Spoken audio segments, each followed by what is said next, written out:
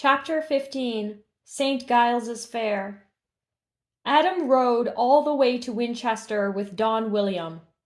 The first day after the robbery and the rescue, they glowed with affection for each other. Don William said over and over that Adam was a fine, brave lad who had saved him money and time and trouble, and perhaps his life. He said he hoped that his own son would grow into just such a boy, and that he was going to do great things for Adam. Adam thought Don William was a very prince of merchants, who was going to find Roger and Nick, and give him a new surcoat of silk from Italy, and some pennies to jingle in his purse. He was glad and proud that he had been able to help Don William out of his troubles. He felt considerably bigger than usual, and he waggled his head as he rode along, planning and sometimes saying out loud just how he would describe the robbers to Roger. The second day, however, as they made their way down the valley of the Itchen River, along roads increasingly crowded with people going to the fair, they both suffered a slight reaction. Don William's mind was on the fair and the difficulties of managing without his partner. He fretted over the dangers and expenses of a merchant's life and the small profit that he got for all his trouble.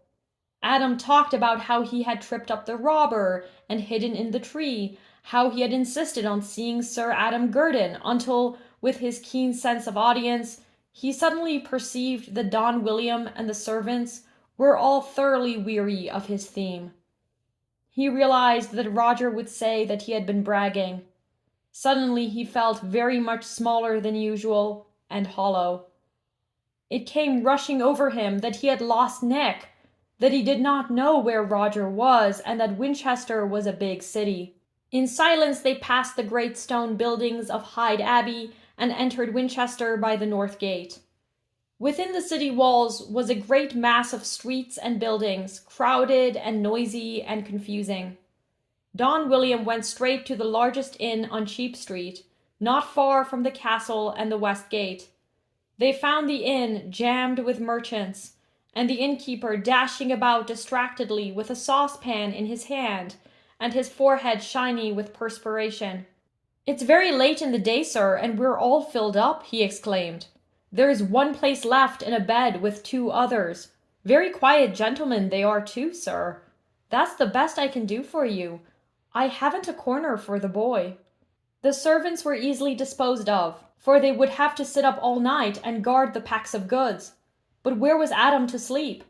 Don William looked at him in perplexity for a long moment, and then his face suddenly cleared. "I've got it, lad," he said. "You'll have your supper here with me, and then you'd best go to the Strangers' Hall. The good monks of St. Swithin's built it to lodge poor pilgrims, and they won't question a young lad too closely. You can sleep snugly there tonight, and perhaps you might even find your father there. In fact, I think it quite likely you will. It's one of the first places to look. But if you don't find him, then you can come to me tomorrow, and I'll see what I can do. Now that's all settled. Let's have something to eat." Don William ordered for Adam just what he was having for himself, and he always had the best. They had a fat partridge apiece and mutton with a savory sauce, besides pears and gingerbread to finish with. They ate silently, and both felt better when they had finished. Don William patted Adam affectionately on the shoulder and put some pennies in his hand. "Be sure you come to me tomorrow on Giles's Hill in the street of Dover, and tell me how you get on. Go now, before curfew rings, and sleep well." It was important to be within doors after curfew rang. Strangers in a town were liable to be arrested on suspicion, and then, even though they were innocent of anything but being abroad after curfew, they had to stay in jail till the justices of jail delivery came to the town and heard their case. Sometimes it was 6 months before they were freed. Adam thanked the merchant hastily and took leave of him. Cheap Street on the eve of St. Giles's Fair was thronged so thick that even a slender boy like Adam had difficulty in squeezing his way through. He had no trouble in finding the Strangers' Hall, for everyone knew the way to the hall at the convent gate, where the monks gave food and shelter to the poor ones among the pilgrims who came to visit the shrine of St. Swithin. Adam found the big door standing open and walked in. A lay brother was dozing in a chair near the entrance. Adam hesitated, not sure whether he ought to wake him up and ask if he might spend the night, but the poor man looked tired, and so Adam just slipped quietly past him and went on into the long room walled with rough stone and roofed with great oak beams.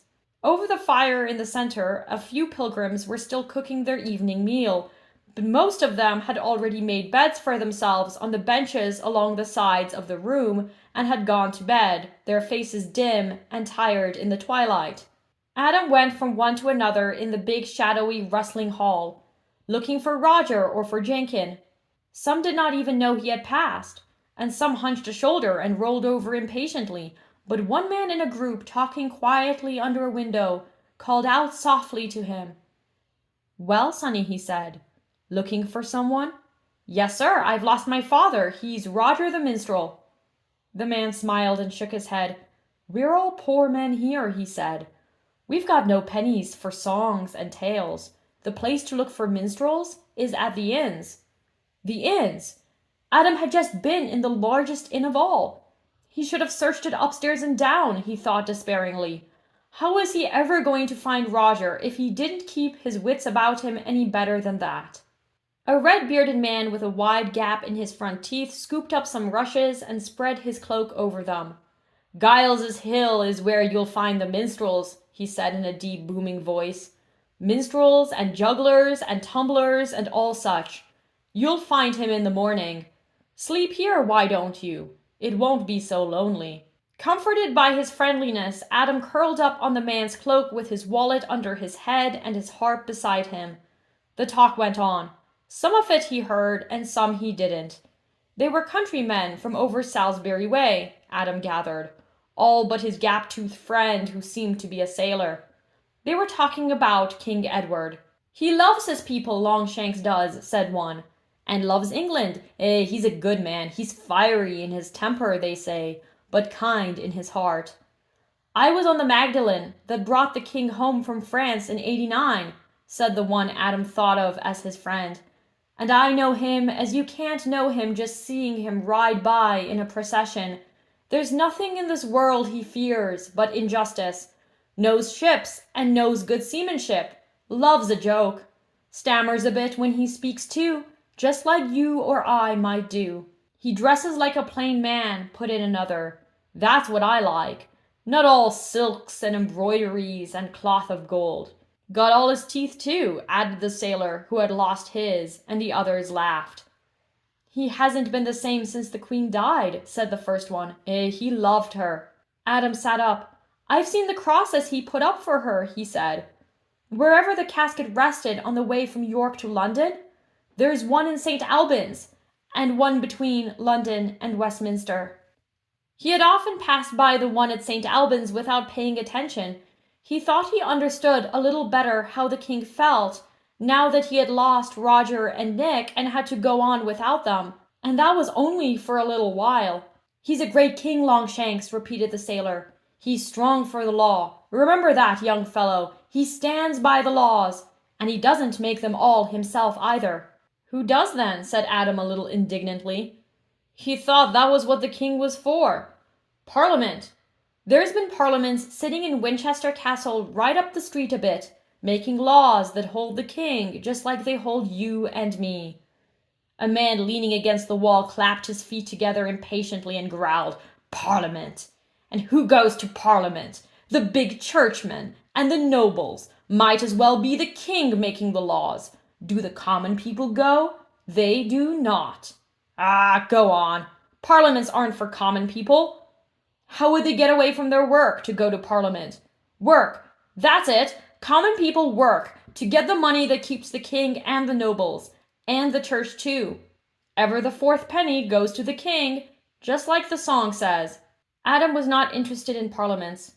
He hoped someday he would see the king, and Prince Edward of Carnarvon, who was just his own age. He lay down again and closed his eyes, and the voices merged into each other and faded away. The next morning the pilgrims went to the shrine in the cathedral, and then to the prior's lodging to get food and alms for their journey home.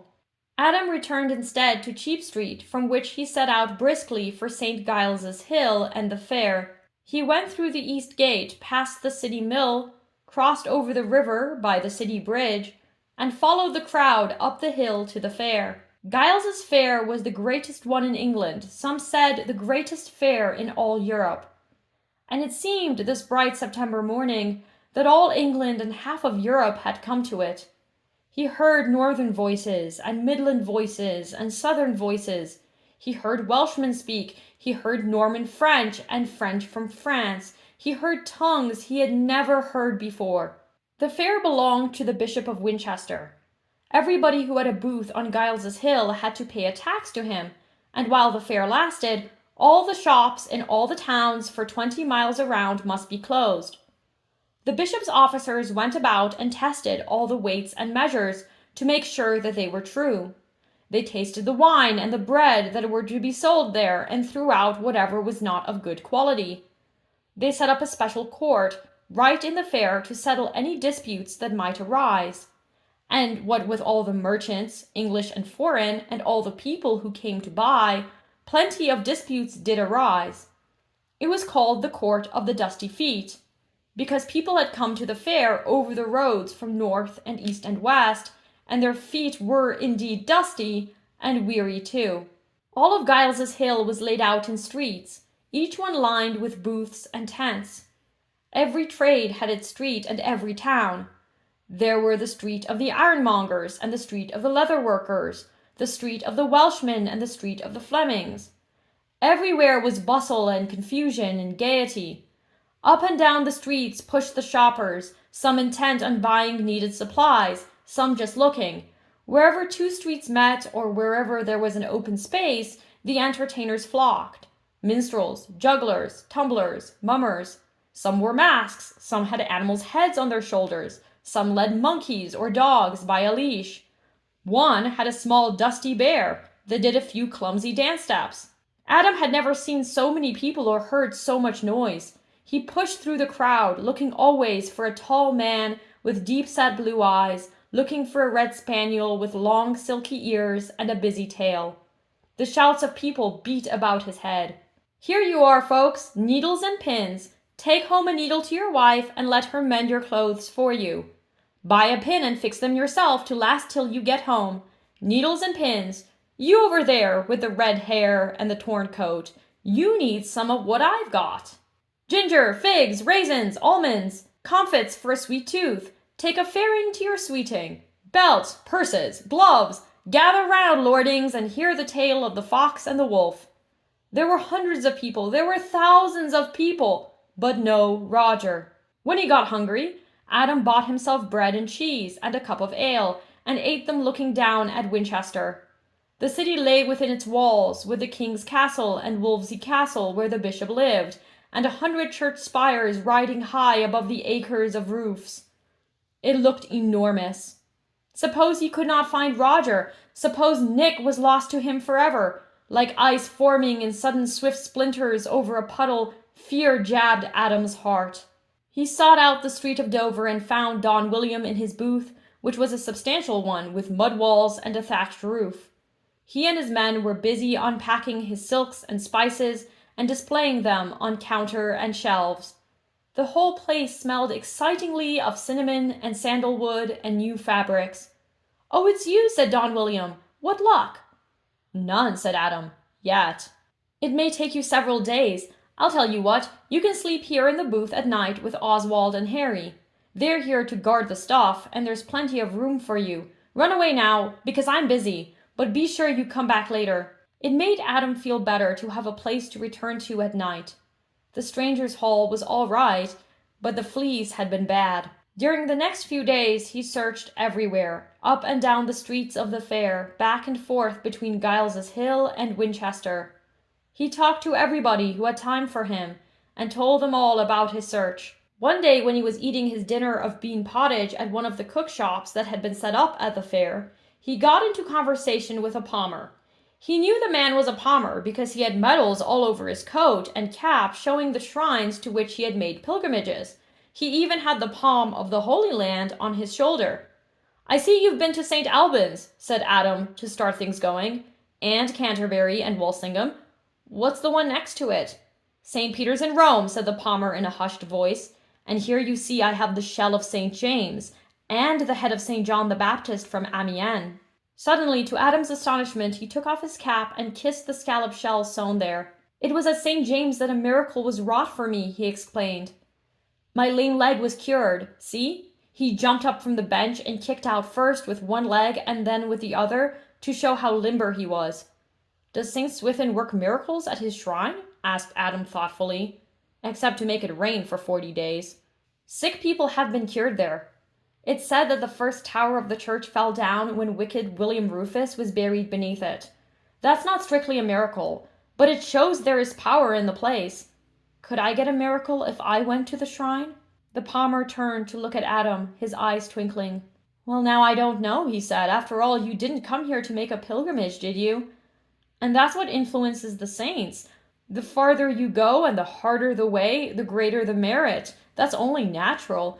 But still, it wouldn't do any harm to try. When another day came and went with no sight and no news of Roger or Nick, Adam decided to try for a miracle. So he joined a group of pilgrims entering the cathedral by the round arched door in the north transept, which was the only door the pilgrims were permitted to use.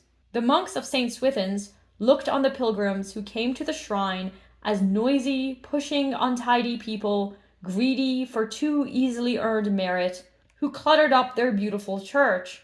They made them go from the north door straight to the shrine behind the high altar, and they set up elaborate wrought iron gates to keep them out of the rest of the church.